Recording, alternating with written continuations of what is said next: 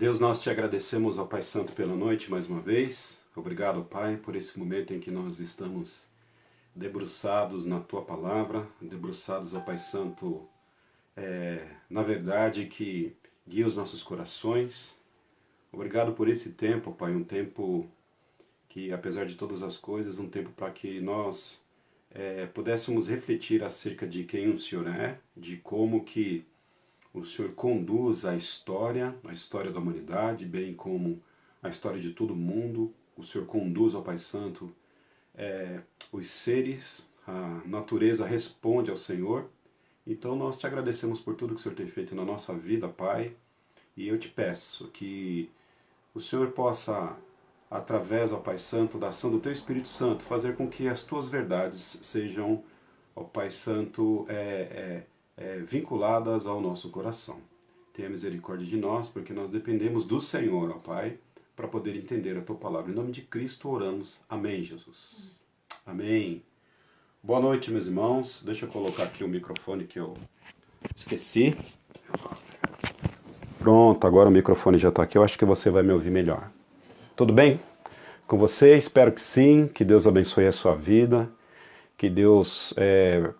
que você possa estar sentindo nesse momento que Deus está controlando a sua vida, apesar de a sua vida estar sendo uma possível bagunça, que você possa estar sentindo que Deus está conduzindo a tua vida. Agora, deixa eu te falar uma coisa, conforme a palavra de Deus nos diz, indiferente daquilo que a gente sente, Deus está conduzindo todas as coisas. Então, as circunstâncias, as dificuldades, às vezes, aquilo que se apresenta de ruim na nossa vida não são sinais de que Deus não está conduzindo o nosso caminho. Na verdade, Ele está. Mesmo que a gente não sinta, mesmo que a gente não perceba, mesmo que os nossos sentidos eles indiquem ao contrário, Deus controla a nossa vida. Então, meu desejo é que você sinta, mas se você não sentir, pelo menos creia pela fé que de fato Deus está controlando a sua vida nesse momento. Deus abençoe sua vida. Que Deus possa continuar consolando o teu coração. Daqui a pouco o caminhão passa. É o bombeiro, gata? Ah, a Anice tá falando que é o bombeiro que passou ali. Pronto, o bombeiro já passou, agora a gente pode continuar. Que Deus continue confortando a sua vida. Lembrando, nós estamos estudando sobre a doutrina da soberania de Deus. E por que, pastor, a gente está estudando sobre a doutrina da soberania de Deus? Porque você gosta, porque, enfim, é um assunto tão antigo, calvinismo, arminianismo, parece aqueles assuntos que a gente aprende lá no início do seminário e sempre a gente volta com isso, um assunto tão batido, tão demodé e que não tem aplicação nenhuma para os nossos dias, muito pelo contrário. A gente escolheu a dedo esse livro, ou melhor, esse tema, basicamente por duas coisas. A primeira é que o estudo da soberania de Deus, ele indica que Deus controla todas as coisas. Inclusive, nesse exato momento, Deus controla essa pandemia. Deus controla o curso da história, de acordo com a sua, de acordo com a sua soberana sabedoria. Deus faz todas as coisas boas, inclusive Ele faz com que o mundo ele seja gerenciado através da sua ação sábia e soberana. Sabendo disso, esse é o segundo motivo. Isso traz consolo ao nosso coração. Nós não estamos estudando a soberania de Deus apenas para que a gente acumule conhecimento teológico ou bíblico, para que isso fique no campo das ideias. Muito pelo contrário. A ideia é que a gente aplique a soberania de Deus ao nosso coração. Então, como que nós podemos aplicar a soberania de Deus ao nosso coração?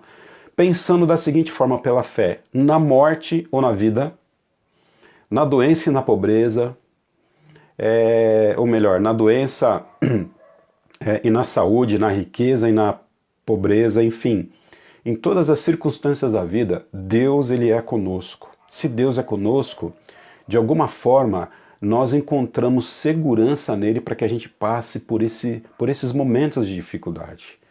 Estou lembrando agora de Davi, eu sempre cito Davi, Salmo 23, então, é um salmo muito conhecido da gente, e Davi ele acreditava na soberania de Deus. A gente pode ler isso lá em Salmo 139, por exemplo, que mostra ali como que Deus é soberano e atua na nossa vida, como atuou na vida de Davi.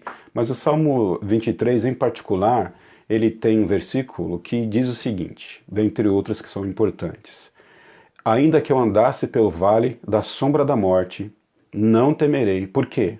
Tu estás comigo. O que Davi está dizendo? Que se ele andar no vale da vida, Deus está com ele. Mas se aprouver ao Senhor fazer com que Davi ande pelo vale da sombra da morte, Deus também vai estar com Davi ali naquele momento. Davi está dizendo o seguinte, Deus ele vai estar comigo, em vida ou em morte, porque eu não preciso necessariamente ter medo das coisas ruins que podem acontecer na minha vida, porque certamente Deus está comigo. Então, nesse exato momento, eu não sei qual é a situação da sua vida, quais são os desafios que você está enfrentando, mas a palavra de Deus, ela diz que Deus é com seus servos. Então, o fato de você estar em vida ou em morte, em riqueza, em pobreza, em saúde ou falta de saúde, isso não necessariamente é uma indicação de que Deus não está contigo. Isso não necessariamente é uma indicação de que Deus não está contigo. Então a soberania de Deus, ela dá essas informações para que a gente não apenas fique com essas informações no campo das ideias, mas que a gente possa, de alguma forma, fazer esse download espiritual e fazer com que essa verdade ela se aproxime do nosso coração. Não é fácil crermos na soberania de Deus. Não é fácil dizer que Deus é soberano quando o problema chega na nossa porta, na nossa casa, atinge diretamente as nossas vidas. É muito bonito, né? E muito muito bonito, muito cosmético, né? Nós olharmos a soberania de Deus na vida dos outros, mas quando nós precisamos nos apropriar dessa doutrina para a nossa vida, aí a coisa começa a ficar complicada. Mas é possível. É possível a gente se apropriar disso pela fé e de forma com que a gente sinta consolo de Deus nesse momento. Então, sigamos então sobre o estudo da soberania de Deus. Deus, ele é soberano.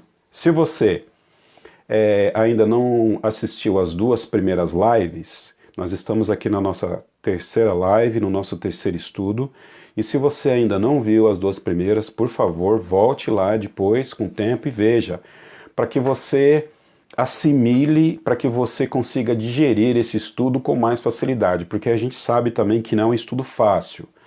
Nós lembramos que nós estamos tratando aqui de alimento sólido, de arroz com feijão. Então, muita coisa aqui que a gente vai falar, e na Bíblia, certamente, nós temos a Bíblia como a nossa referência, mas muita coisa que a gente vai falar aqui, às vezes pode até chocar o seu coração. Talvez muitos conceitos você nunca ouviu, ou talvez se ouviu, não ouviu com a devida profundidade, pelo menos que a gente tem intenção de trazer para você. Então, volte lá na primeira live e na segunda live, está lá na página do Facebook da IBCI e também está na página do YouTube da IBCI. Então você vai ter acesso lá aos estudos, ok? Perfeito.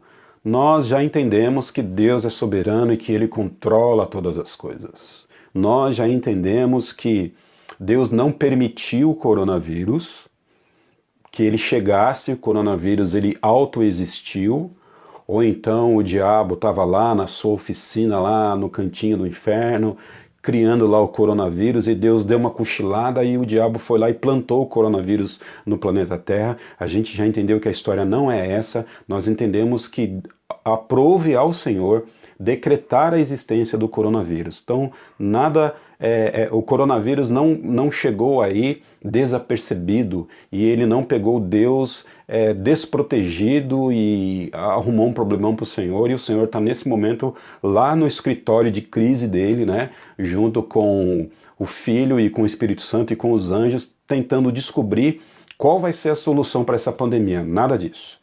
Essa pandemia não foi surpresa para o Senhor, essa pandemia foi surpresa para nós, e essa pandemia ela não autoexistiu. Na verdade, Deus decreta a existência da pandemia, e nós já falamos um pouquinho na primeira e na segunda live, no primeiro e no segundo estudo. Quero lembrar do seguinte, para você não ficar apenas com esses momentos que nós estamos tendo aqui no Facebook. Eu quero que você se aprofunde nesse estudo. Então, mais uma vez, eu vou indicar esse livrinho aqui, do pastor e teólogo A.W. Pink. Ele é um texto, eu penso, acredito que é um texto de simples leitura. Você vai perceber que o texto dele não é um texto meramente teológico, filosófico, abstrato, muito pelo contrário. Esse livro aqui é uma metralhadora de Bíblia. Então, a cada sentença que a W. Pink vai desenvolver no seu pensamento sobre a soberania de Deus, ele vai te dando lá as referências bíblicas. Então, na verdade, a doutrina da soberania de Deus não é do A.W. Pink, muito menos de Calvino, muito menos de Agostinho, conforme a gente vai ver aqui. A doutrina da soberania de Deus é do próprio Deus e ela está revelada nas Escrituras. Então, fica a dica, compre esse livrinho e eu tenho certeza que se você comprar, algumas pessoas já não estão dormindo à noite, né, com as minhas lives aqui. Certamente esse livro vai fazer você não dormir alguns dias, mas isso vai trazer muito consolo ao seu coração. Então, compre esse livrinho aqui. Talvez você está pensando por onde começar, por onde trilhar esse caminho. Eu vou comprar as Institutas de Calvino. Não faça isso. Até compra, se você desejar, mas não é o caminho que eu indico. Eu indico aqui esse livrinho, que para mim é um dos meus livrinhos de cabeceira. Tá bom? Deus abençoe você. Não estou ganhando nada para fazer propaganda desse livro, hein? Da editora Fiel, deve estar uns R$ 25 aí com frete. Deus vai abençoar a sua vida. Ok, hoje nós vamos falar, ou vamos começar a falar, é a primeira live que nós vamos começar a falar sobre a soberania de Deus na vontade humana. E eu estou refletindo aqui, enquanto eu estava desenvolvendo aqui o material para essa noite, eu estou pensando aqui que nós vamos demorar mais tempo do que eu imaginava nas nossas lives sobre esse estudo da soberania de Deus. Até porque não dá para a gente passar isso de forma muito superficial. Então, eu penso que pelo menos sobre a vontade humana, nós vamos ter pelo menos mais 2 lives aí na frente. A soberania de Deus sobre a vontade humana, a gente vai ter isso pelo menos mais umas 2 lives aí na frente. Então, fica atento aí. Não tenha pressa de conhecer com profundidade agora toda essa doutrina, porque é uma caminhada que você precisa... É uma caminhada que você precisa adquirir. Eu confesso que eu fui tomar consciência e ter um pouco mais de noção sobre isso e realmente debruçar sobre essa questão foi depois do meu período de seminário. Depois de 4 anos que eu estudei teologia, que eu falei, não, deixa eu pegar esse negócio aqui para tentar entender um pouco mais. E até hoje eu aprendo quando eu estudo sobre a soberania de Deus. Então, nada de pressa. Mas eu acredito que com as nossas lives, certamente você vai ser ricamente abençoado e já dá para fazer bastante coisa aí sozinho, ok? Soberania de Deus sobre a vontade humana. Eu sou muito bom não. Eu sou muito ruim para poder dar exemplo, né? Sou muito ruim para poder dar algum tipo de ilustração. Sou ruim para fazer piada, não me acho um camarada divertido e também sou ruim para dar ilustração, mas eu vou tentar aqui dar uma ilustração. Se sair boa, é porque Deus nos abençoou. Se não sair, enfim, tenha misericórdia de mim. Vamos lá. Imagina qual é o seu desejo hoje. Você tem vontade, certo? Então você tem vontades. Quais são as suas vontades hoje? Vamos pensar um pouquinho aqui nessa pandemia. Estava conversando com a Niceia há pouco tempo atrás. Puxa vida, a gente não consegue nem mais ir no shopping comprar um Burger King ou um McDonald's ou qualquer lanche aí. A gente não consegue mais sentar numa praça de alimentação, comprar lá o lanche em promoção e, enfim, sair com a família.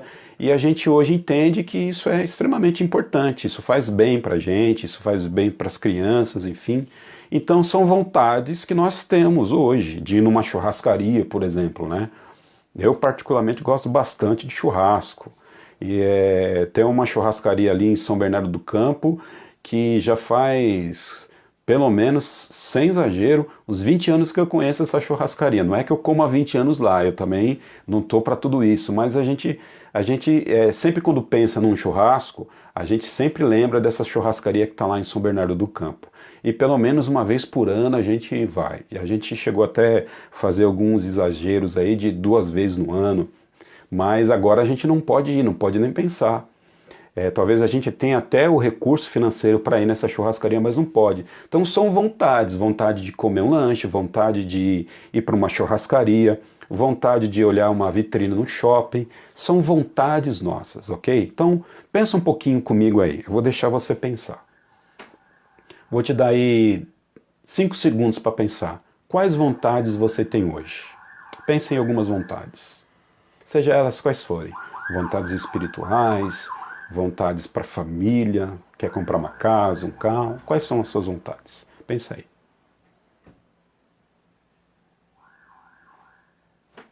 Acho que já deu 5 segundos, né, meu bem? Já? A Nicéia já falou que já deu 5 segundos. Quero aproveitar, enquanto você pensa, para lembrar que você pode colocar aí na linha de tempo suas perguntas e a gente vai respondendo dentro da possibilidade, porque talvez a sua pergunta de hoje ela vai ser respondida numa próxima live. Então, de qualquer forma, eu incentivo você a perguntar e não deixe de perguntar. A única pergunta estúpida é aquela pergunta que não se faz. Então, pergunte, tá bom? Ok, já passou aí seu tempo, mais que 5 segundos. Então você pensou sobre o que você gostaria de fazer hoje, ok? Perfeito. Agora vamos imaginar uma vaca e um bezerro e um boi, uma família. Uma vaquinha, o boi e o bezerrinho. Vamos imaginar que eles estão nesse mesmo contexto que você e comigo. Nós estamos falando que eles estão agora pensando, estão lá no pasto, no curral, sabe-se lá onde uma vaca, um bezerro e um boi pode estar nesse momento. Quais são as vontades dessa família? Quais são as vontades do papai boi, da mamãezinha e do filhinho? Quais são as vontades de uma família composta por uma vaca, por um boi, se é que a gente pode dizer que é família, né? Mas vamos caminhar pensando assim para figurar. Como eu disse, eu não sou muito bom para trazer ilustração nem figura, mas vamos pensar aqui numa família. Vaquinha, o boi e o bezerrinho. Eles estão lá no pasto agora, ou no curral. O que eles estão pensando?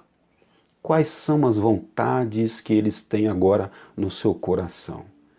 O que o bezerrinho deseja para a vida dele, o que a vaca e o que o boi deseja para a vida dele. Será que o boi está pensando assim? Puxa vida, quando passar essa pandemia, eu vou pegar a minha esposa vaquinha e meu filho bezerrinho, vou dar uma volta lá no shopping Aricanduva, no shopping mais chique do estado de São Paulo. Será que ele está pensando isso?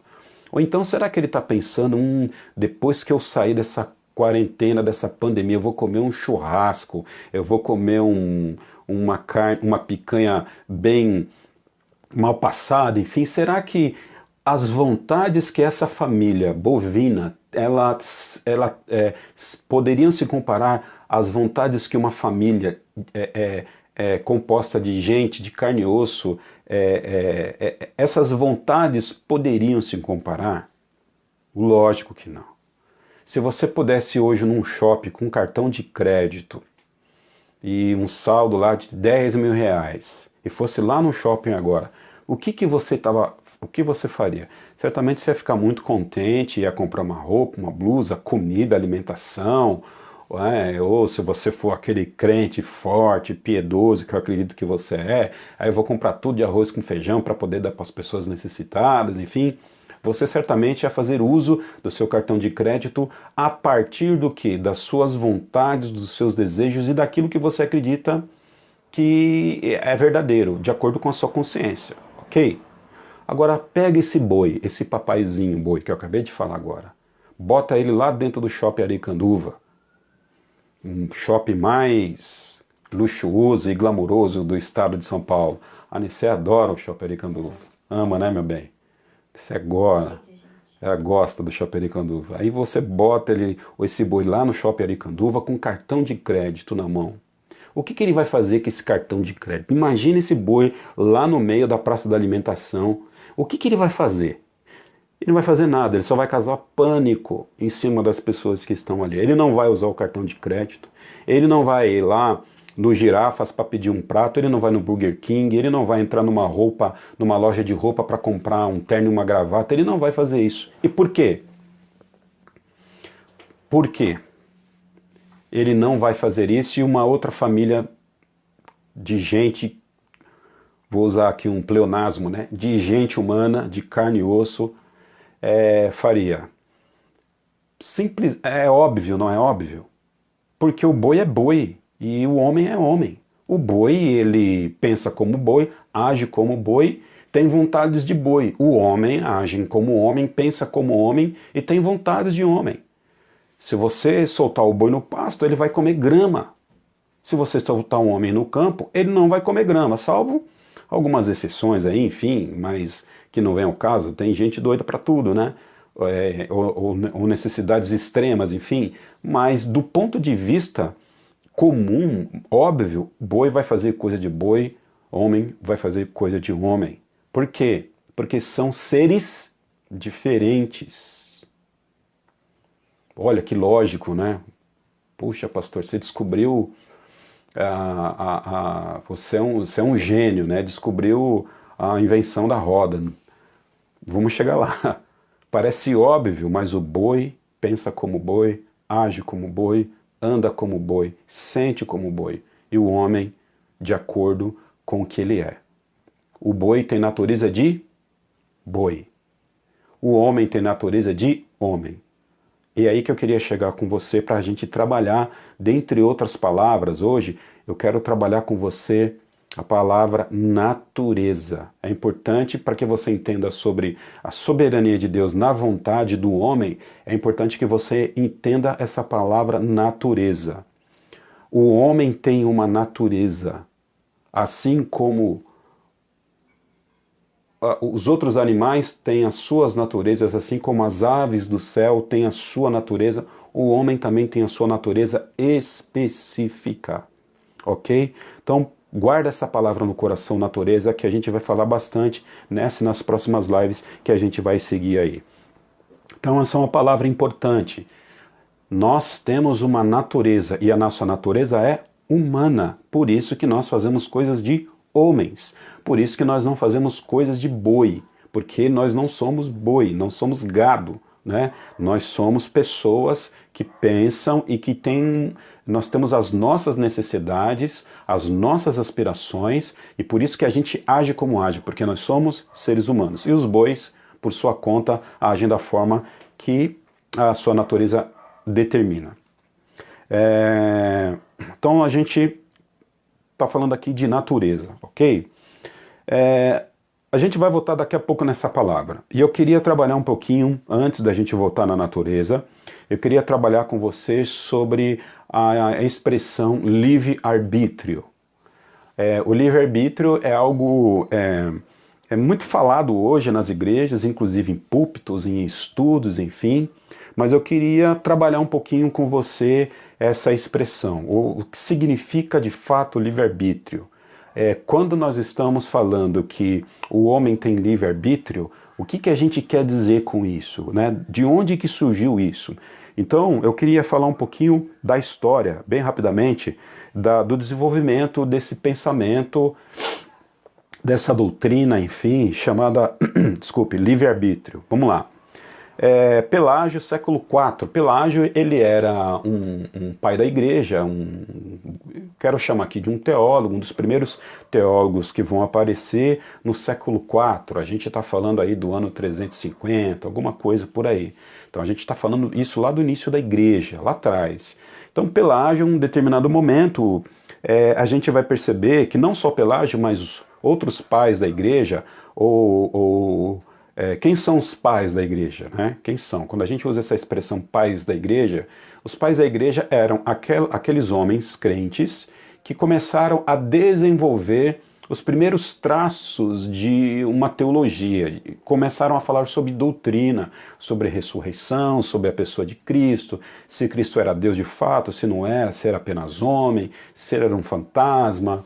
Então, os pais da igreja foram aqueles homens que depois da morte dos apóstolos começaram a escrever sobre as questões do evangelho. Basicamente isso. O conceito é um pouquinho mais rebuscado, invernizado, mas acho que para nós isso hoje basta. Então, quando a gente se fala em pai da igreja, a gente precisa pensar que foram as primeiras pessoas que escreveram algo sobre a teologia fora os apóstolos. Então, Pelágio, ele era um pai da igreja.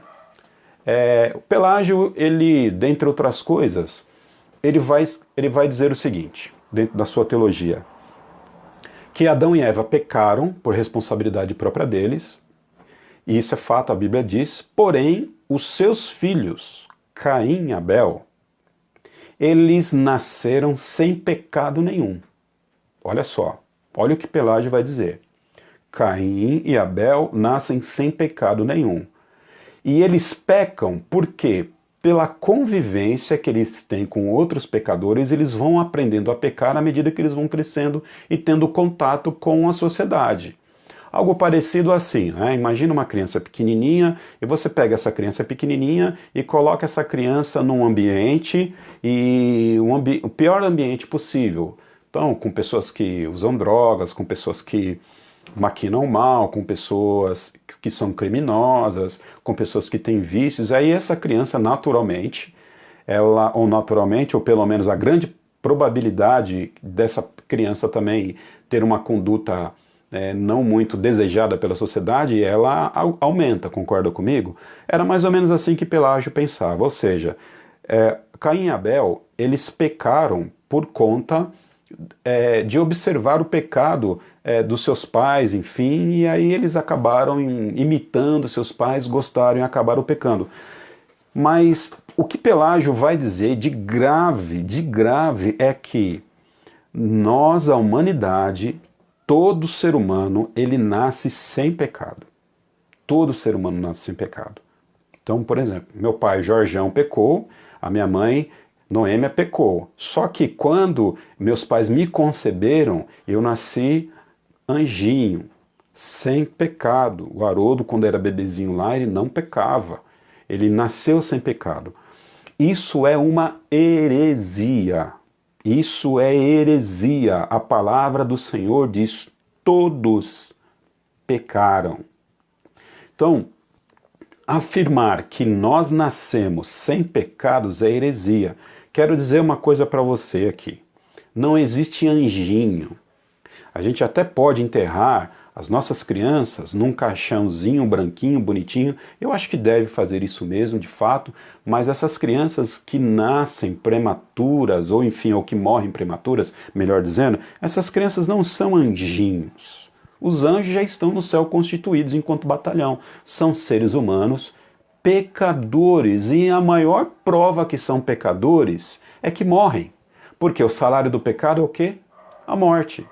Se as crianças que morrem de forma precoce, elas são inocentes, elas não herdaram o pecado dos seus pais, como se justificaria então a morte dessas crianças? Até porque o resultado do pecado, o que é? A morte. Deus decreta a morte sobre Adão e sobre Eva lá no Jardim do Éden, dizendo o seguinte: olha, se vocês não me obedecerem, pisarem na bola, se vocês, enfim, comerem da árvore, da árvore do conhecimento do bem e do mal, vocês vão morrer. Eles morreram. Então, a maior prova de que pecado entrou no mundo é a morte. Todos vamos morrer, ok? E a morte, ela é uma prova cabal de que de fato a Bíblia tem razão, de que de fato todos pecaram. Então não existe inocente no mundo, não existe anjinho no mundo, não existe ninguém que não pecou no mundo, todos pecaram. A única pessoa que não pecou foi Jesus Cristo, ok? Todos pecaram. Nós estamos aqui falando um pouquinho de antropologia para falar sobre a soberania de Deus na natureza do homem. Será que Não, desculpa, a soberania de Deus na vontade do homem. Será que Deus é soberano na vontade do homem? Então a gente falou um pouquinho de natureza aqui. Estamos falando agora de livre-arbítrio. Opa, deixa eu voltar aqui. A gente está falando de livre-arbítrio, ok? Então, Erasmo, esse camarada, ele disse o seguinte, que Abel e Caim, ou qualquer outra pessoa que nasça, eles estão nascendo sem pecados. E eles vão usar o seu livre-arbítrio para poder pecar ou não. Opa, vamos lá. Olha isso. Porque eles têm total capacidade, segundo o Pelágio, faria Erasmo. Erasmo está lá na frente, quero corrigir, estou falando de Pelágio. Pelágio, ele diz que Caim e Abel, eles pecaram, mas nasceram sem pecado. E eles nasceram com livre-arbítrio, ou seja, com a capacidade de decidir para eles aquilo que é bom e aquilo que é mal. Quero trabalhar um pouquinho agora o conceito mais abstrato, filosófico, enfim, de livre-arbítrio. O que é livre-arbítrio? Vamos pensar aqui comigo. Quando você pensa em arbítrio, o que te vem à mente? Arbítrio. Quando eu penso em arbítrio, sabe o que eu lembro? Eu lembro do árbitro de futebol, eu lembro do juiz de futebol. Ele está lá com o apito na mão dizendo o que é certo e o que é errado, certo? É ele, é o homem do jogo. Ele decide quando começa, quando para, quando tem. Ele é o camarada, ele tem todas as regras na mão, ele faz com que as regras funcionem. E ele que vai dizer quando é falta, quando não é, enfim. Então ele está ali para julgar os acontecimentos do jogo e tomar decisões sobre o que é certo, o que é errado dentro ali do jogo de futebol. Então, eu lembro de um árbitro, de um juiz, aquele camarada que tem todas as informações, a gente vai chegar lá, preste bem atenção nessa palavra toda. O juiz, ele tem todas as informações do processo, ele conhece todos os códigos, então quando ele se depara com uma situação, ele consegue julgar e dizer se essa pessoa é inocente, se ela não é inocente, e no caso, se não for inocente, quantos anos de cadeia essa pessoa precisa cumprir. Se nós estamos falando que arbitrar é você ter um conhecimento pleno das coisas para poder tomar a decisão certa do que é bom e do que é ruim, agora a gente também precisa entender o que significa livre arbitração. Olha o que Pelágio está dizendo. Isso foi o Pelágio que disse, foi ele que desenvolveu essa doutrina do livre-arbítrio. O homem, ele é livre em si mesmo para poder julgar o que é certo e o que é errado. Olha o que é o livre-arbítrio segundo o Pelágio.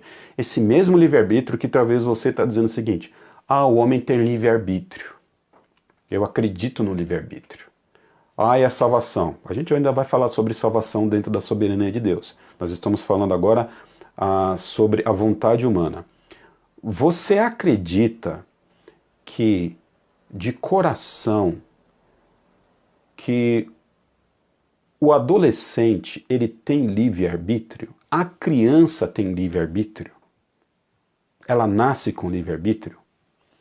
A criança é livre para escolher aquilo que é bom e não é para a vida dela? Se você é pai, se você é mãe, responda essa pergunta no seu coração. Os seus filhos, enquanto pequenos, dependentes de você, eles são livres para julgar aquilo que é bom e aquilo que é mal? Certamente a sua resposta vai ser não. Perfeito? Ok. Vamos pensar um pouquinho mais além. O homem tem livre-arbítrio. O que é ter liberdade para poder tomar decisões? Vamos pensar naquela família do boi, da vaca e do bezerro de novo? Vamos lá.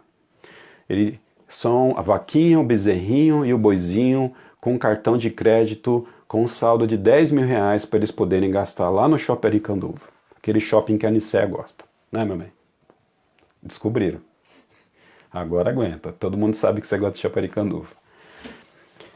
Eles não têm a liberdade para fazer o que quer com aquele cartão ou lá no shopping? Tem, mas eles vão fazer as coisas conforme a liberdade que eles têm dentro da sua natureza. Perfeito? Agora dá um cartão de crédito na minha mão e eu vou lá com a minha família no shopping e eu vou também conforme a minha liberdade, ok? Eu vou julgar aquilo que é certo, aquilo que é errado e gastar o dinheiro da forma com que eu penso que é melhor para mim. Então, se existe uma liberdade na natureza lá da família do boizinho da vaquinha e existe uma outra liberdade na família lá do ser humano, significa que essas liberdades elas estão circunscritas na natureza. Na natureza. Ou seja, o homem ele age não de forma livre, porque ele está preso à sua natureza. Se nós pensarmos nessas categorias, nós podemos sim dizer que o livre-arbítrio não existe em sua plenitude. Vamos pensar mais um pouco. O ser humano sabe o que é bom para ele. O ser humano sabe o que é bom para ele. Ele sabe de fato o que é bom para ele.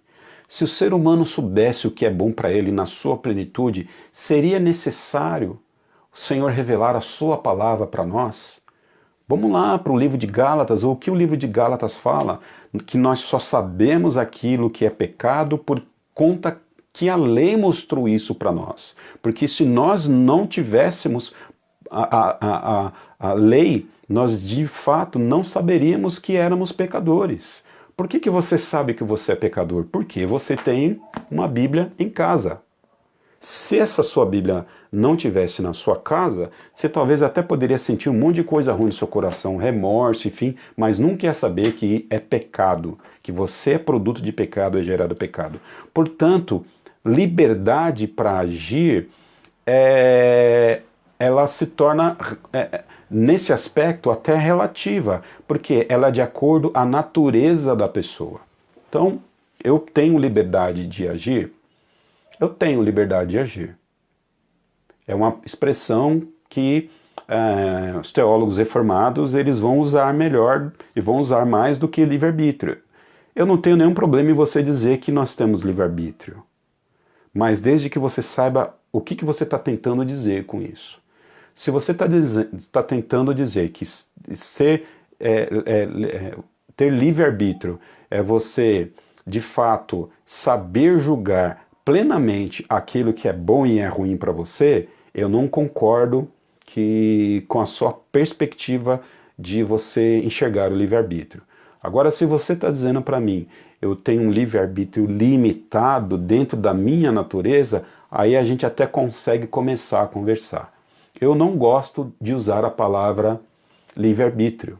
Eu gosto de usar a palavra livre-agência. Uma palavra que não é minha, é uma palavra dos reformadores, ou seja, nós agimos livremente. E aí daqui a pouco eu vou falar um pouquinho mais, a gente vai precisar avançar aqui um pouquinho mais na história para a gente entender um pouco sobre essa questão de liberdade. O homem tem liberdade? Claro que tem liberdade. O homem é livre, mas ele é livre dentro da sua natureza. Olha só o que eu estou dizendo. Se o homem ele é livre dentro de alguma coisa, logo a sua liberdade ela é uma falsa liberdade, ou uma liberdade ilusória, ou uma liberdade circunscrita. Não é uma liberdade absoluta. Você acha, crente em Jesus, que você é livre? Você é livre em Jesus Cristo. Você é livre de quem? Do pecado. O pecado ele não tem mais domínio sobre você. Você continua pecando, mas ele não domina mais você. Ok?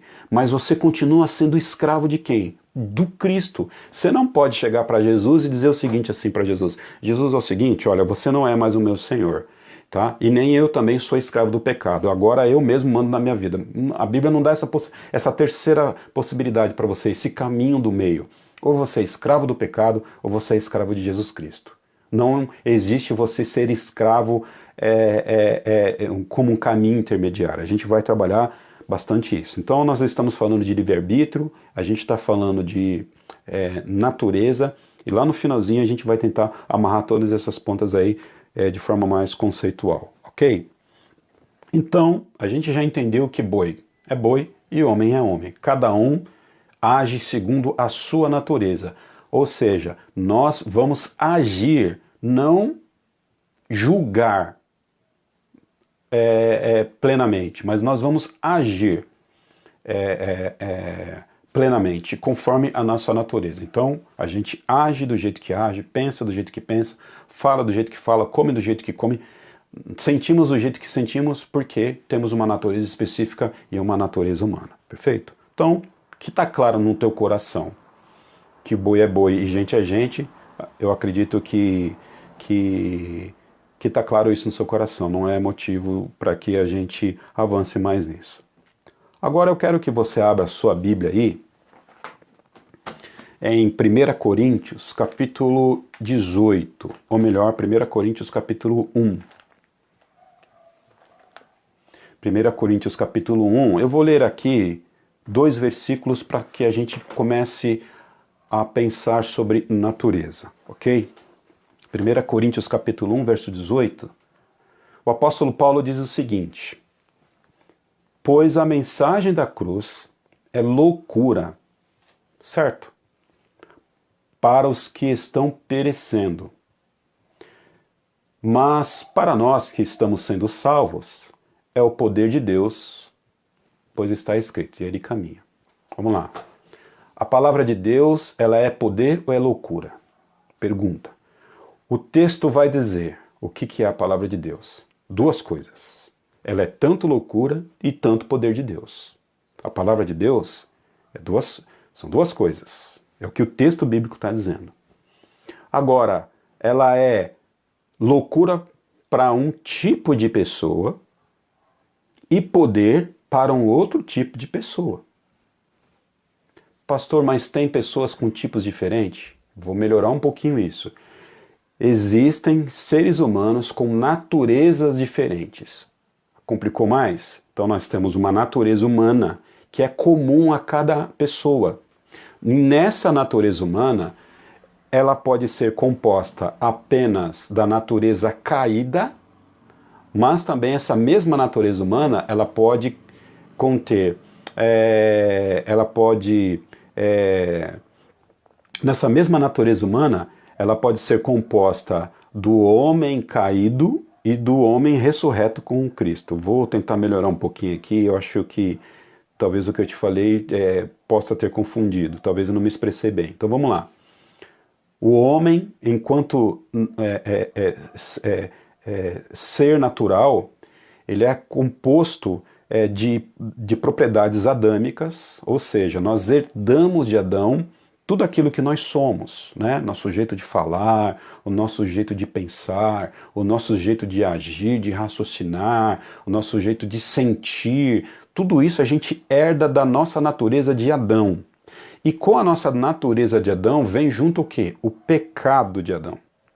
Nós herdamos o pecado de Adão. Então, dor, choro, inveja. Se você acha que você herdou alguma coisa de Adão, então vamos lá, ó. Raiva, ciúmes, falta de paciência, pensamentos que não agradam a Deus, desobediência, procrastinação, tudo aquilo que a palavra de Deus chama de pecado, tudo isso é de origem de Adão, porque nós herdamos de Adão os pecados. Então, nossa natureza, ela é composta pela natureza adâmica. A natureza humana, ela é composta necessariamente pela natureza adâmica. Então, tudo aquilo que Adão, tudo aquilo que era próprio de Adão, nós herdamos, enquanto seres humanos. Então, pois a mensagem da cruz é loucura. Loucura para quem? Para os que estão perecendo, para o velho homem, para aquelas pessoas que têm apenas a natureza adâmica nelas. Então, esse negócio de fazer live, esse negócio de você parar aí um tempo, abrir seu celular para escutar essa doideira toda, isso é coisa de doido mesmo de fato para quem? Para quem não é crente. Triste, né? Isso aqui não faz sentido para quem não tem o Espírito Santo de Deus. Triste, né? Isso aqui não faz sentido para quem não tem o Espírito Santo de Deus. Porque não faz sentido, isso é uma loucura. Um camarada lá falando um monte de coisa e você aí, em vez de tomar conta das crianças ou ir para o seu trabalho, isso é uma perca de tempo total. Ir para a igreja, você está doido? Esquentar banco na igreja, dar dinheiro para pastor, né? Vai viver, eu vou viver minha vida, eu vou curtir as minhas crianças no final de semana. Eu saio aqui de domingo de manhã para ir em EBD, tá todo mundo na rua fazendo churrasco. Que loucura é essa de ir para a igreja todo domingo, compromisso, ainda tem que dar dinheiro lá, né? E que doideira é essa? Ainda fala que vai para o céu. Isso é realmente loucura, é doideira. Para as pessoas que não têm o quê? O Espírito Santo de Deus, para os homens carnais. Então a natureza caída do Adão, ela é uma natureza diferente da outra natureza. De que outra natureza a gente está falando? Para nós que estamos sendo salvos é o poder de Deus. Então o Evangelho, para algumas pessoas, ela para algumas pessoas é loucura. O Evangelho, para outras pessoas, ela é o poder de Deus. E para quem é o poder de Deus? Quem considera que o Evangelho é o poder de Deus? Paulo está falando aqui aos coríntios, aos crentes, apesar de serem crentes problemáticos, apesar de serem crentes carnais, apesar de serem crentes aqui que de vez em quando enfiavam um pé na jaca. O apóstolo Paulo está dizendo o seguinte: para nós que somos salvos, o Evangelho faz todo sentido na nossa vida. O ser humano, ele é composto o ser humano crente. Se você é crente, você é assim como eu. É o que a teologia clássica fala, é o que a Bíblia fala. Nossa natureza é composta pelo Adão, pela pessoa do Adão, a pessoa caída, e pela pessoa do Cristo, o homem ressurreto. Por isso que o conflito existe no nosso coração. A gente vai falar um pouquinho mais sobre isso lá na frente, sobre esse conflito, né? Quem é crente peca e se aborrece, se arrepende, chora, se lamenta, que não é se lambuza no pecado e acha que está tudo certo. A diferença da reação do homem apenas que vive no Adão para o homem que vive tanto no Adão como Cristo é como que se reage ao pecado. Qual é a nossa reação diante ao pecado? Então, o homem natural é aquela pessoa que ainda não aceitou a Cristo, aquela pessoa ainda que não aceitou Jesus, e que, para ele, esse negócio de evangelho é uma loucura só, uma doideira só, não faz sentido nenhum. Agora, para nós, os homens espirituais, apesar de sermos seres espirituais, ou melhor, apesar de Jesus viver em nós, ainda o velho Adão está aqui dentro da gente, então é uma briga constante, né? De vez em quando o cachorro fala mais alto, ou melhor, não deixa de ser um cachorro, né? De vez em quando o Adão fala mais alto do que Cristo, aí a gente alimenta Cristo, a gente consome a palavra do Senhor, a gente ora e Cristo ele cresce dentro de nós de novo, e é aquela briga constante, e essa briga vai continuar até o dia que Jesus chamar a gente para a glória, e lá a gente vai parar de brigar com esse Adão, porque esse Adão ele vai morrer necessariamente dentro de nós, ok? Então, o ser humano, o crente, ele é composto por essas duas pessoas. A natureza do crente é uma natureza que tem duas naturezas. Eu estou tentando aqui achar a palavra correta, mas até eu não achar, eu acredito, eu vou pedir a misericórdia de Deus aí para que você consiga compreender o que eu estou dizendo. Então, nossa natureza ela é composta por dois seres, ou por duas vontades, ou por duas pessoas. Poderia até dizer, a pessoa do Adão, que está em nós, e a pessoa de Jesus. E toda hora, um está brigando com o outro dentro do nosso coração. Temos tanto a natureza ressurreta de Cristo como a natureza ressurreta, a natureza caída de Adão. Precisamos entender também que, enquanto crentes, Nós somos a habitação do Espírito Santo de Deus. Nós somos casa de Deus. Deus habita em nós. Por isso que podemos dizer que existe um... Falta 10, meu bem? Já falei tudo isso, ainda pouca coisa, falta 10, tá bom. A Anicete está me lembrando aqui que falta 10 minutos. E tem uma pergunta. Então a gente precisa lembrar que o fato do crente ser habitado pelo Espírito Santo de Deus, podemos sim dizer que há uma pessoa que habita dentro de nós, dentro da nossa natureza. Então, o crente, ele tem a natureza caída, como a natureza caída de Adão, como a natureza ressurreta em Cristo. Mas quem não é crente só tem a natureza adâmica e caída, ok? Então, mesmo dentro da natureza humana, mesmo dentro da humanidade, a gente vai ver que há dois tipos de pessoas. Se há dois tipos de pessoas, olha que legal, vamos botar o cartão de crédito na mão de um crente para ir lá no Shopping Aricanduva, e vamos botar um cartão de crédito na mão de uma pessoa que não é crente lá no Shopping Aricanduva. O que o crente compraria? O que ele consumiria? Quais seriam as suas prioridades? E o que não crente faria com 10 mil reais com cartão de crédito lá no Shopping Aricanduva? Entendeu a diferença?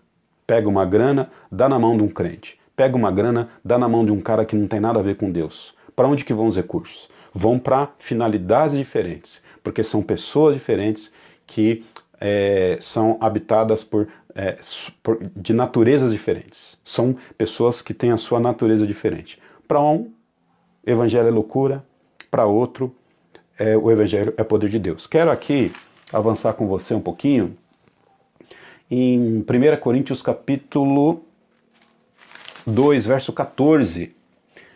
A gente está falando de natureza, ok? 2,14. Quem não tem o Espírito não aceita as coisas que vêm do Espírito de Deus, pois lhes são loucura, e não é capaz de entendê-las, porque elas são discernidas espiritualmente. Vamos lá de novo? Quem não tem o Espírito, e quem que não tem o Espírito? Os homens naturais. Aqueles homens que acreditam que o Evangelho é loucura, que não tem sentido nenhum. Essas pessoas não têm o quê? O Espírito do Senhor, o Espírito Santo de Deus que habita nele. Eles não fazem parte com esse Cristo ressurreto que eu acabei de falar. Não são pessoas que nasceram de novo.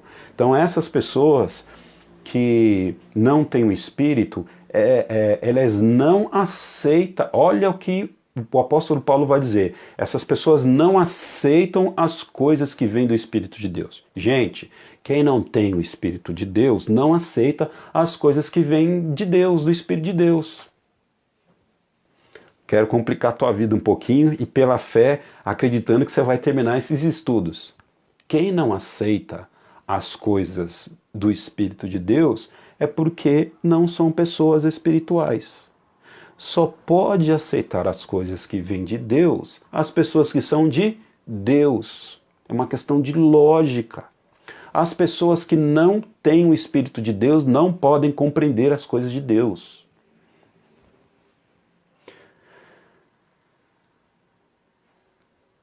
Quem não tem o Espírito não aceita as coisas que vêm do Espírito de Deus. Pois lhes são o quê? Loucura. Certo? E não é capaz de entendê-las, porque elas são discernidas como espiritualmente. Verso 18. Mas nós, verso 18, capítulo 2 de 1 Coríntios, verso 18. Verso 15, verso 15. Mas quem é espiritual, ou quem nasceu de novo, ou quem, além da natureza adâmica, tem a natureza cristã, mas quem é espiritual discerne todas as coisas, e ele mesmo por ninguém é discernido. Ou seja, quem é espiritual consegue entender as coisas de Deus, e quem não é espiritual não consegue entender as coisas de Deus. Pastor, por que algumas pessoas não reagem à palavra do Senhor? O texto está dizendo aqui.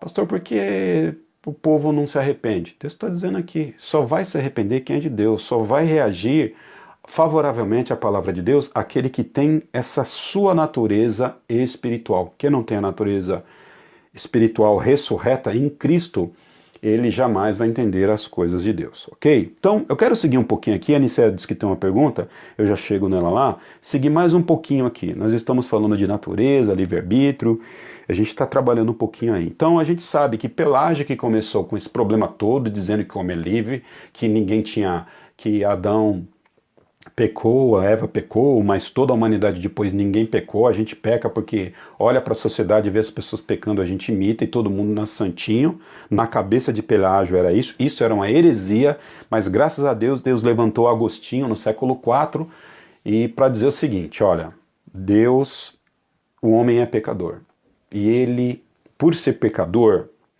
ele não consegue pensar naquilo que é bom. Ele não consegue discernir as coisas que vêm do céu. O homem, por ser caído, ele não tem livre-arbítrio. Por quê? Porque ele não aceita as coisas que vêm do Espírito. Pelágio está dizendo o seguinte, o homem tem livre-arbítrio e ele pode escolher por Deus. Agostinho está dizendo, não, o homem não pode escolher a Deus. Por quê? Porque ele não é espiritual. Porque quem não é espiritual, as coisas que vem de Deus lhe parecem loucura, porque as coisas do Espírito só se discernem espiritualmente. E aí Agostinho, grande teólogo do século IV, vai fechar a questão, dizendo o seguinte, que o homem é um ser caído, o homem é um ser totalmente corrompido, e ele carece da graça de Deus para poder chegar até ele, para ele poder enxergar esse Deus. Porque o homem não sabe dizer a diferença da perna esquerda e da perna direita. O homem não sabe a diferença de 1 e 1 é 2. O homem não sabe escolher para ele aquilo que era bom. Se você acredita que o homem pode escolher aquilo que é bom para a vida dele, as igrejas, certamente, se você descobrisse, se você afirma, não, pastor, o homem sabe o que é bom para a vida dele. Ele tem poder de decisão. Ser crente não é bom? Ir para o céu não é bom? Ter segurança em Cristo não é bom? Ter paz no coração diante da pandemia não é bom?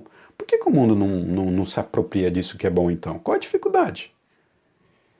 Eles não se apropriam das verdades de Deus porque não sabem que são boas, porque a natureza adâmica caída deles não permite isso. Aí Agostinho vai lá e resolve o problema.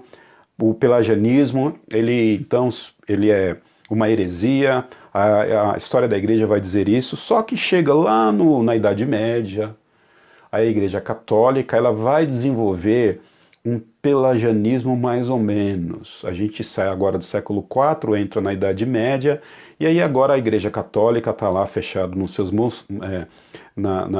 nos seus mosteiros lá, enfim, e eles estão fazendo teologia, e aí eles vão desenvolver um pelagianismo mais ou menos, que a gente chama de semi-pelagianismo. O que é o semi-pelagianismo? Ele está dizendo o seguinte, isso a gente está falando da igreja na Idade Média. É o seguinte, a gente vai ajudar aqui Pelágio. Pelágio falou que toda a humanidade, Adão e Eva pecaram, tá certo? Caim e Abel, seus filhos, não pecaram. A gente precisa dizer que Pelágio errou aqui, que de fato todas as pessoas pecaram, inclusive os filhos de Adão pecaram. Só que eles pecaram, mas de alguma forma Deus deixou lá uma luzinha no coração deles, e de bondade, de forma que a partir daquela luzinha eles podem olhar para o céu e dizer que Deus existe e pedir para que Deus salve eles. Eles estão, Senhor, nós, apesar de tudo, a gente está aqui, a gente é ruim, a gente entendeu isso, então eu, de forma consciente, estou entendendo que eu sou pecador, então, por favor, venha aqui me salvar. Isso aqui é o semi-pelagianismo. Semi-pelagianismo. Então, o que é o semi-pelagianismo? É uma forma de tentar ajudar Pelágio na sua doutrina, que não resolve muita coisa também, que a gente vai caminhando aí para que a gente entenda um pouco mais sobre isso. Não resolve muita coisa, resolve metade do problema. E metade de um problema resolvido não é uma resolução que satisfaz aí as nossas consciências, ok? Então, o semi-pelagianismo é isso. Um pouco mais à frente, durante o momento da Reforma Protestante, aí a gente vai ver Erasmo, né? Erasmo, ele vai ser um camarada ali no tempo de Lutero, que ele vai lá votar em Pelágio, ele vai votar lá no semi-pelagianismo, e ele vai querer reviver essa doutrina, e aí vem Lutero e forte, e Lutero bate nele, né? Aí Lutero vai escrever o livro traduzido em português, alguma coisa parecida com Escravos da Natureza, né? A ideia do livro é falar com que o homem ele é escravo da sua própria natureza, ele é escravo do seu arbítrio, né? Ou seja, o homem ele está dizendo que tem um livre-arbítrio, mas ele é escravo da sua própria natureza, escravo do seu próprio arbítrio. Lutero está dizendo o seguinte: ninguém tem liberdade nesse negócio, porque os homens eles têm a natureza caída e eles não sabem o que é bom para si, por isso que Jesus precisou vir ao mundo para poder morrer pelos nossos pecados, porque os homens por si só não podiam discernir essa bondade de Deus. Era necessário o envio do Senhor para poder salvar a humanidade. Ou seja, Lutero agora briga com Erasmo e por conta dessa questão. Pouquinho mais à frente, bem pouquinho mais à frente, ainda no contexto da Reforma Protestante, aí vem aquilo que a gente bebe hoje nas nossas igrejas. Armínio, o tal do arminianismo. O que Armínio fez?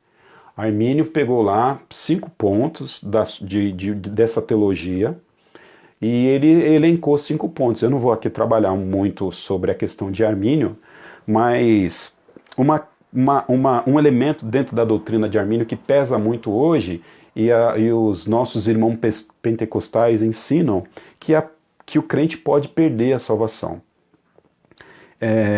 Então, isso é resultado de uma teologia arminiana.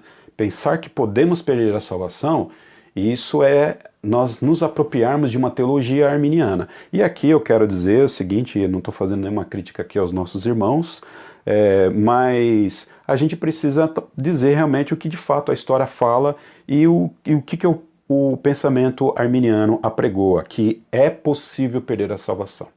Quando nós formos estudar a doutrina, a soberania de Deus na salvação, a gente vai voltar a essas questões aqui, tá bom? Para que a gente vai amarrando sobre isso. Quando a gente for tratar sobre salvação dentro da soberania de Deus, nós vamos voltar a falar sobre natureza, livre-arbítrio e Armínio. Mas o arminianismo ele vai trazer algumas coisas, e uma delas é a seguinte: olha, o homem pode perder a salvação, né? Olha, o homem pode exercer vontade própria para poder buscar a Deus. Isso é arminianismo falando. Vem Calvino e escreve os 5 pontos dele, né? E dentre outras coisas que Calvino produziu, ele vai escrever lá os seus 5 pontos. E aí, Calvino, certamente, ele é reconhecido na história como teólogo sobre essas questões da soberania de Deus, ok?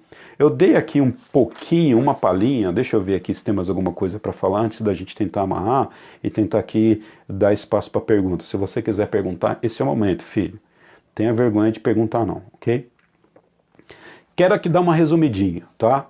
O que a gente viu hoje? A gente viu o seguinte, que essa expressão livre-arbítrio, para falar sobre a liberdade humana, não é a melhor expressão. Por quê?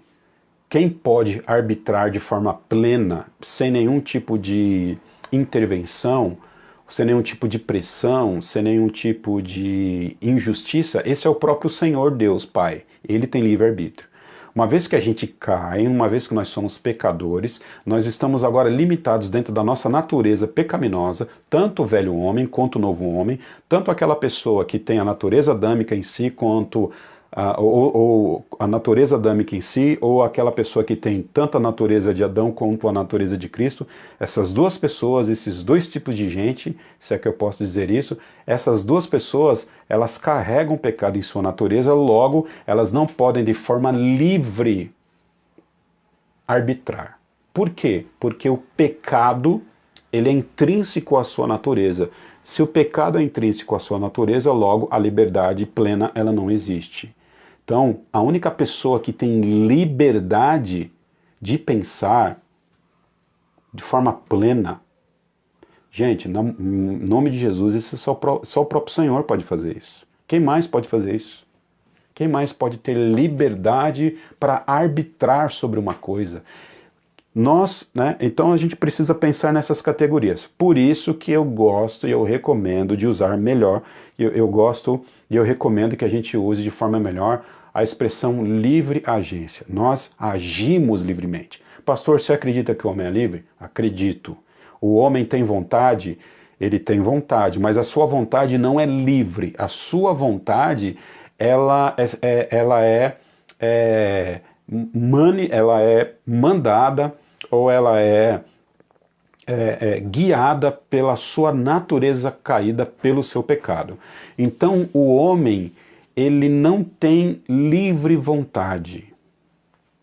Era essa palavra, era essa expressão que eu estava querendo usar. O homem então não tem livre vontade. O homem tem livre agência. Ele age livremente. Mas ele não exerce vontade livre. Ele exerce ação livre. Assim, lembra lá do cartão de crédito? O homem, lembra das duas naturezas lá, do homem e do boi? O boi, ele não tem livre vontade, ele tem livre agência, ou seja, ele age livremente conforme a sua natureza pede que ele haja. Ele vai agir conforme a sua natureza. O homem, da mesma forma, ele vai agir conforme a sua própria natureza. Então o homem tem livre agência, ok?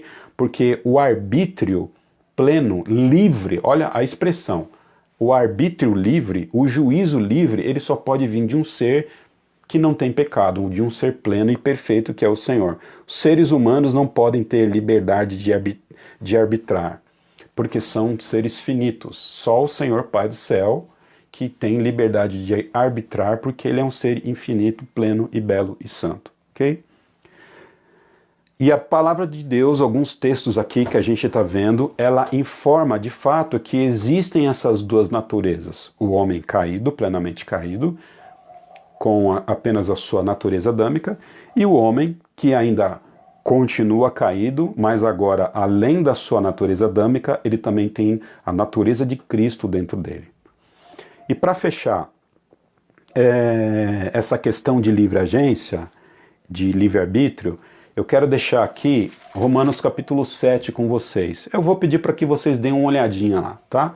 Efésios capítulo 2 mostra um pouco da natureza do homem caído antes de Cristo e depois também do homem ressurreto com Cristo, conforme eu falei no domingo um pouquinho sobre a doutrina da graça.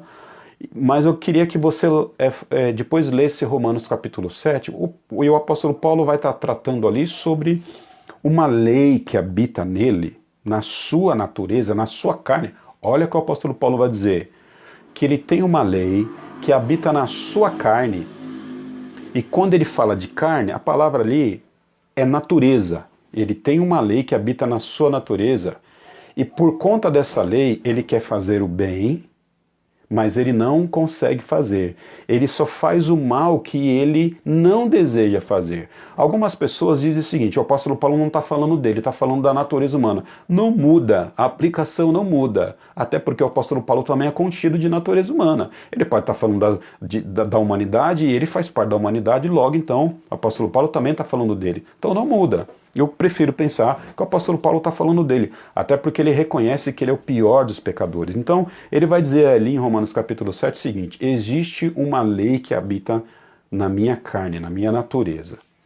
Ora, e essa lei, ela faz o seguinte comigo. Quando eu quero fazer o bem, eu não consigo fazer o bem. Eu só faço mal que eu não quero. Já tentou, já aconteceu isso na sua vida em algum momento? Você querer fazer a coisa certa, você não consegue, você só faz aquilo que é errado. Ah, esse ano de 2020 eu vou mudar a minha vida. Você até quer mudar, você até quer ler mais a Bíblia, você até quer emagrecer, você quer ser mais piedoso. Você consegue, de fato? Sabe por que não? Por conta dessa lei que habitava no apóstolo Paulo também, que habita em você, na sua natureza. Essa lei chama pecado. O apóstolo Paulo trata isso lá em Romanos capítulo 7. Ele quer fazer o bem e não consegue, só faz o mal que não quer fazer. Aí ele vai falar lá embaixo em Romanos capítulo 7, um pouquinho mais adiante, dizendo o seguinte: graças a Deus eu tenho um livre-arbítrio de escolha. Ele não tem livre-arbítrio de escolha coisíssima nenhuma. Ele mesmo está dizendo: eu quero escolher fazer o bem, mas eu não consigo, eu só consigo fazer o mal, porque a minha natureza é inclinada por mal. Olha o que o apóstolo Paulo está dizendo. Cadê o livre-arbítrio de Paulo aí? Cadê que ele pode escolher entre fazer o mal?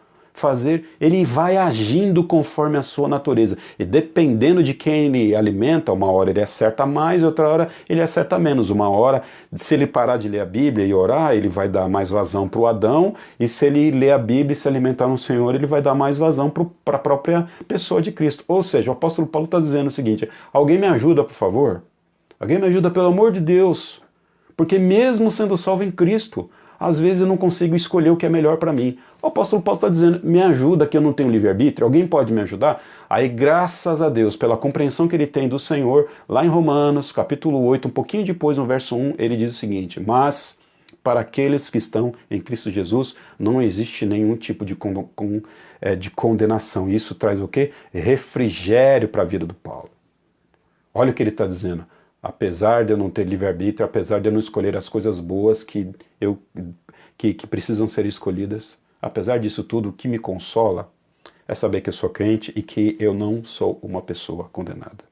Que Deus abençoe você. Falamos um pouquinho de livre-arbítrio, falamos um pouquinho de natureza humana, das duas naturezas aí, adâmica, natureza cristã, falamos do homem natural, falamos um pouquinho de Pelágio, da história do pelagianismo, e eu quero que você me acompanhe nas próximas lives para que a gente consiga refinar tudo isso aí, tá bom? Que Deus abençoe você. Meu bem, tem pergunta? Tem. A Iri perguntou assim: pastor, essas crianças que morrem recém-nascidas, para onde elas vão? Porque ainda não têm entendimento para aceitar Jesus. Entendi. Tem mais uma dúvida. Tá. Eli, eu vou te falar uma coisa. A gente vai falar sobre a doutrina da soberania de Deus na salvação lá na frente. Essas são perguntas clássicas que se apresentam para a gente. Então, lá na frente, a gente vai tratar especificamente sobre esse tema: salvação, crianças, enfim, tá? Mas eu quero dar uma resposta aqui preliminar, e com muita responsabilidade. Nós precisamos entender o seguinte: não existe salvação fora de Jesus Cristo. A única forma de um homem entrar no céu é através da pessoa de Cristo. Se a gente falar, como como é um pensamento comum, né? Ah, pobrezinho, morreu lá de 3 meses, mas Jesus salvou porque era inocente. Não está na Bíblia isso. É difícil, né? Mas não está na Bíblia isso. Porque ninguém morre inocente. 3 meses já peca. Faz biquinho, quer colo, faz manha. Manha é pecado. Então, e não é só por isso. Já herdou o pecado do pai e da mãe. Então, vamos pensar o seguinte: se foi para o céu, ok? Foi para o céu através de quem? De Cristo. Não foi para o céu através da sua inocência. Porque a inocência não leva ninguém para o céu. Porque se a inocência levasse alguém para o céu, não estou dizendo que você está falando isso ali, não é isso. É que eu estou aqui dando uma ilustrada, né? Se a gente falar que a inocência leva para o céu, ora, para que Jesus Cristo deveria ter morrido na cruz então? Morreu em vão. Logo, inocência não leva para o céu. O único caminho para o céu é Cristo Jesus, o nosso Senhor. Então, essa criança, se essa criança foi para o céu, a gente precisa entender que de alguma forma,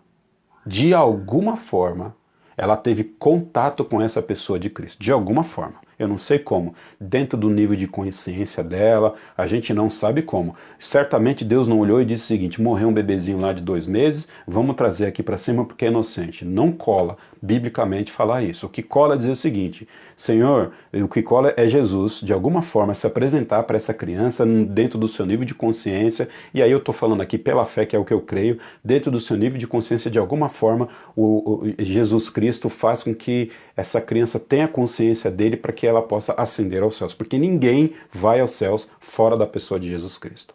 Ok? Essa é uma questão. Agora, minha opinião pessoal, eu penso o seguinte. Eu vou pensar o seguinte. Isso eu não consigo mostrar na Bíblia. Mas agora é uma opinião pessoal, é uma questão de fé particular do pastor Haroldo.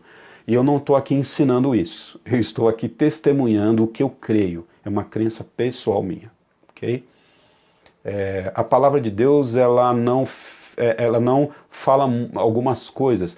A gente sabe que nós temos lá a Jesus dizendo, deixai vir a mim as criancinhas, porque delas é o reino dos céus.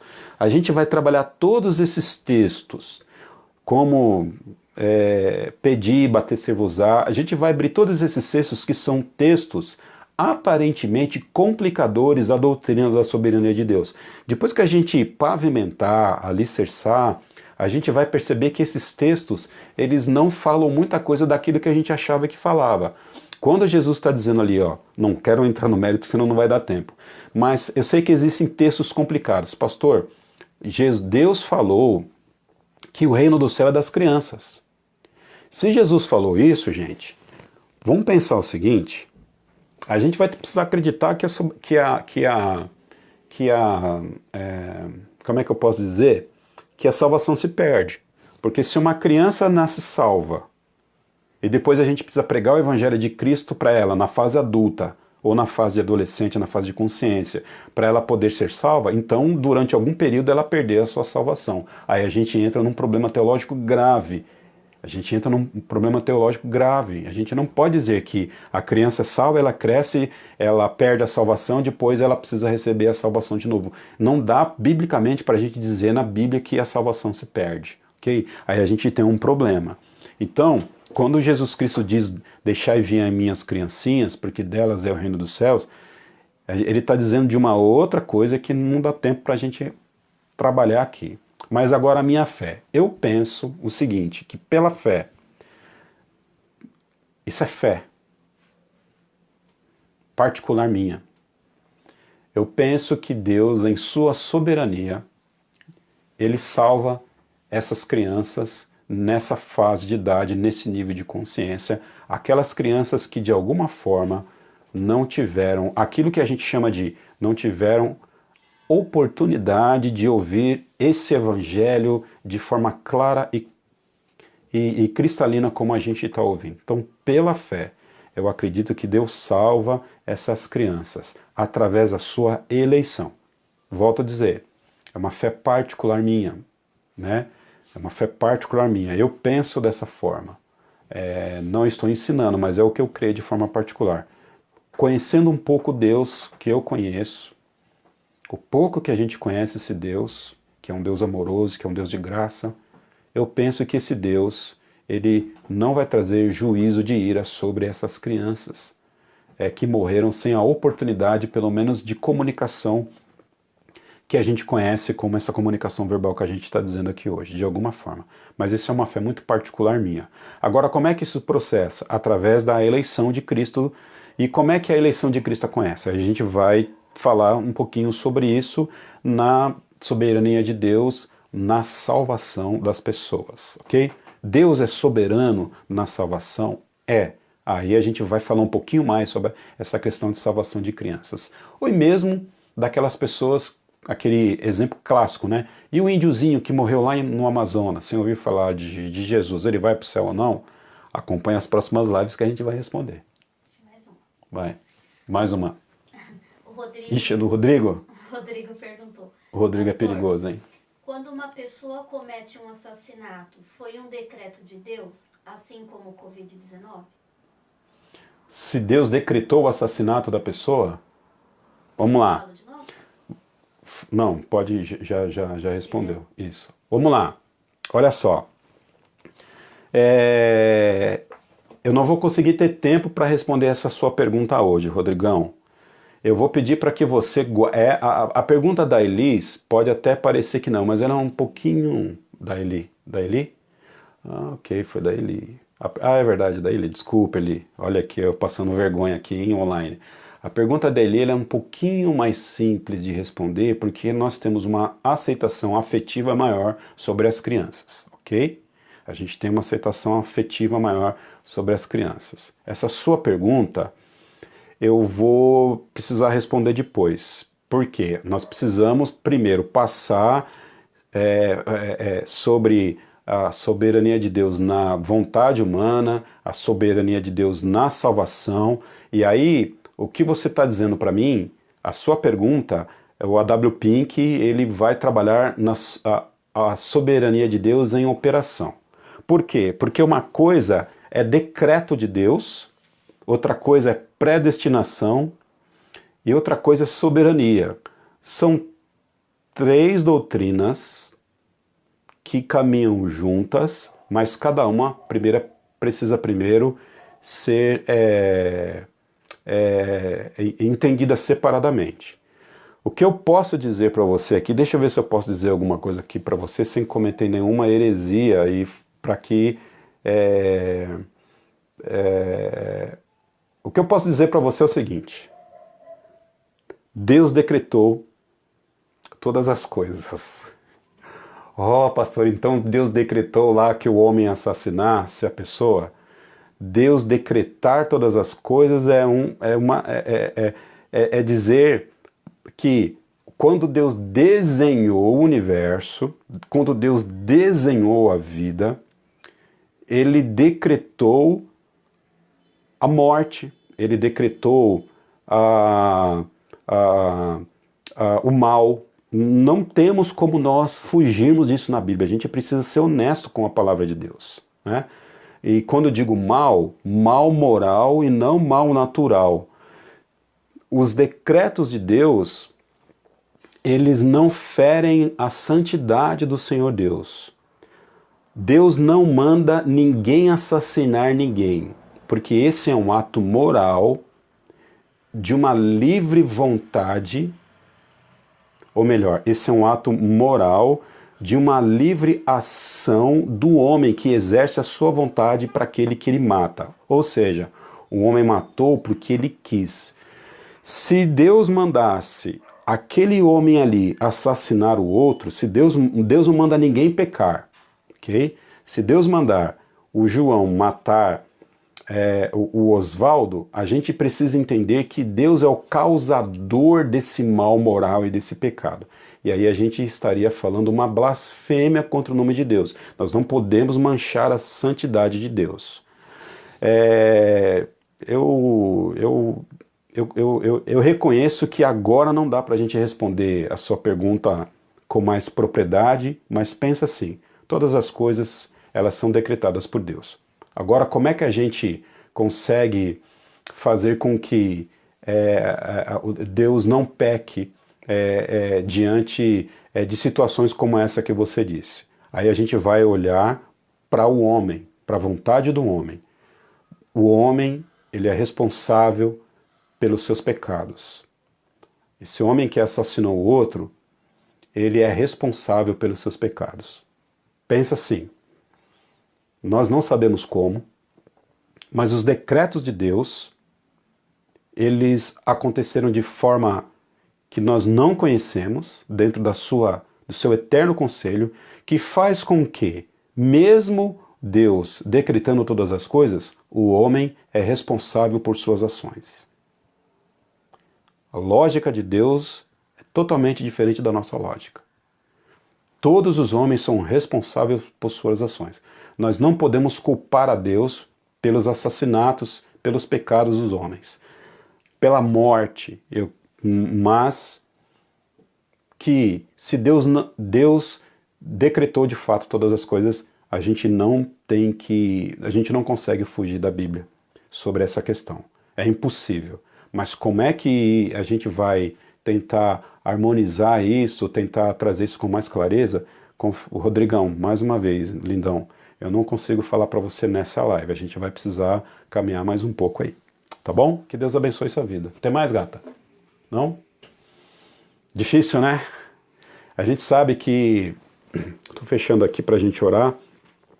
A gente sabe que é um assunto totalmente, às vezes até desconhecido nosso. Falar hoje que não existe livre-arbítrio, falar que Deus decretou todas as coisas, pode até parecer blasfêmia, mas é uma doutrina totalmente bíblica, é uma doutrina, na verdade, esquecida.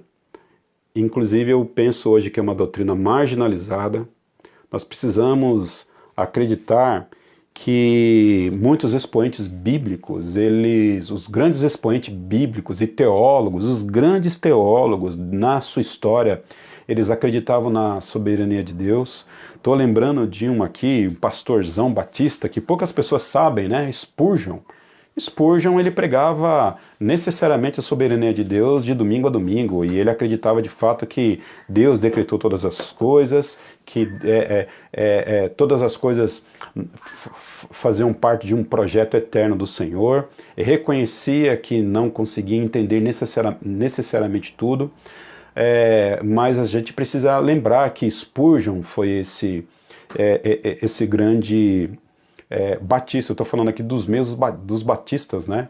Spurgeon foi o grande pregador, o último dos puritanos. John Bunyan, que escreveu o Peregrino, foi um pastor também batista reformado, que acreditava na soberania de Deus.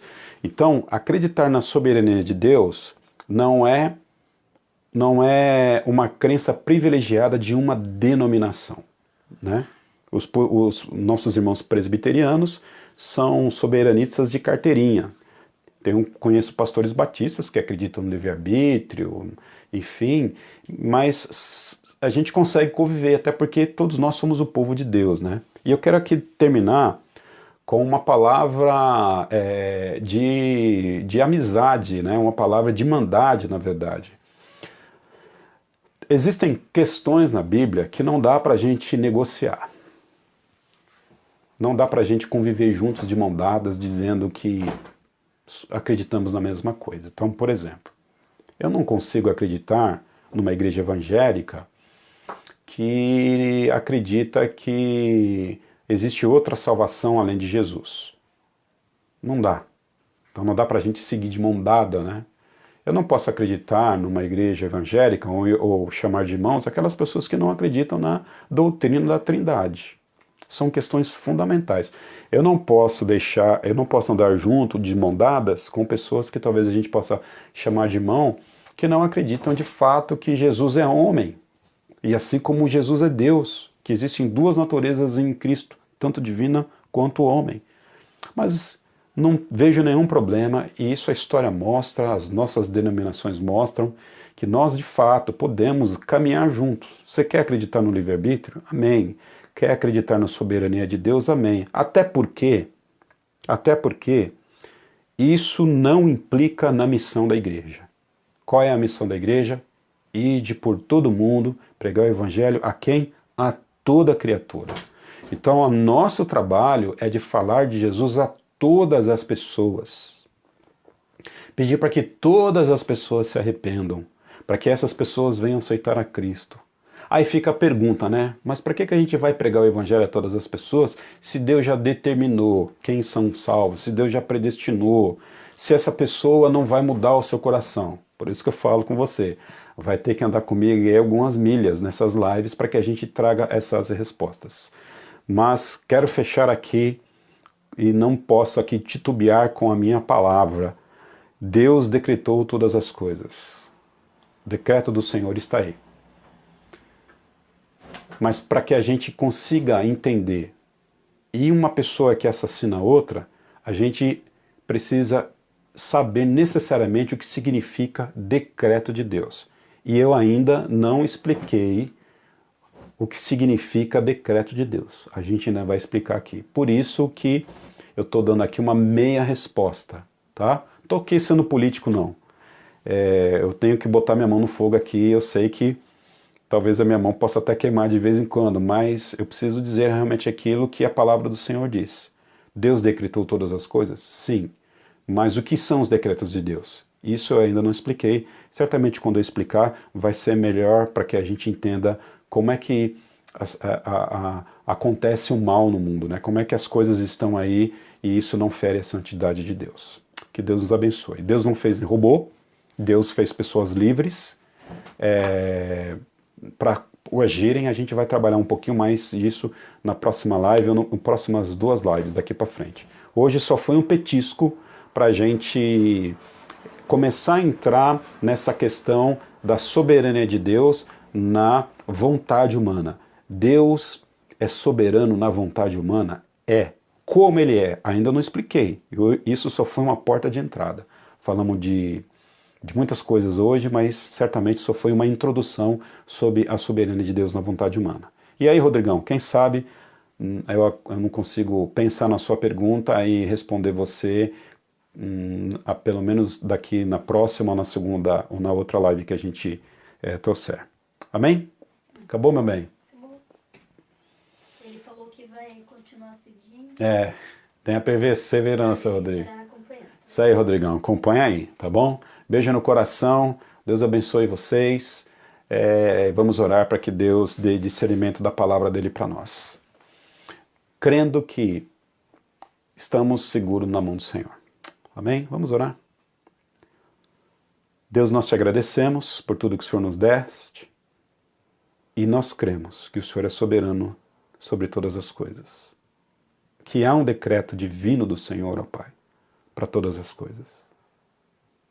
Em nome de Cristo, nós estamos aqui, ó Pai, humilhados diante da Tua palavra, porque a Sua palavra nos humilha, Pai. Nós estamos envergonhados, ó Pai, pela nossa falta de entendimento e compreensão da Sua grandeza, porque o Senhor é maior do que qualquer, ó Pai Santo, raciocínio ou doutrina que podemos desenvolver.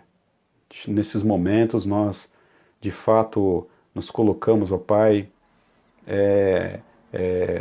com os nossos joelhos no chão, ó Pai, porque quem somos nós para falar de um ser tão grande como o Senhor é, ó Pai Santo. O Senhor é soberano, conforme o profeta Isaías nos diz, que Deus, os teus caminhos são mais elevados que os nossos caminhos. Portanto, eu te peço, Pai, que o Senhor continue tendo misericórdia de mim, ó Pai, dando esse estudo, que eu possa ser honesto com a Tua palavra, que, Deus, o Senhor possa tocar o meu coração, que o Senhor possa também, ó Pai, levar as verdades da Tua palavra ao coração desses irmãos que estão tendo contato com esse momento. E que Deus, o Teu Espírito Santo, possa trazer consolo para nós durante esse momento de pandemia, porque nós sabemos, ó Pai Santo, que não é um vírus autoexistente, mas sabemos que há um decreto eterno do Senhor para isso, porque o Senhor decretou todas as coisas. Nos ajude, em nome de Cristo Jesus, a caminhar, ó Pai, firmes na Tua palavra. Amém. Deus abençoe vocês. Amanhã é quarta-feira, 8 horas eu estou aqui com a Aniceia, e aí a gente vai bater um papo no Facebook, tem mais um pouquinho de interação, eu só estou falando aqui nesses dias, e aí na quarta-feira, amanhã às 20 horas, se você quiser entrar, a gente vai orar, dividir pedidos, conversar um pouco, amém? Se Deus decretou assim, se Deus não decretou, a gente não tem a live amanhã, mas eu acredito que decretou. Deus abençoe a vida de vocês.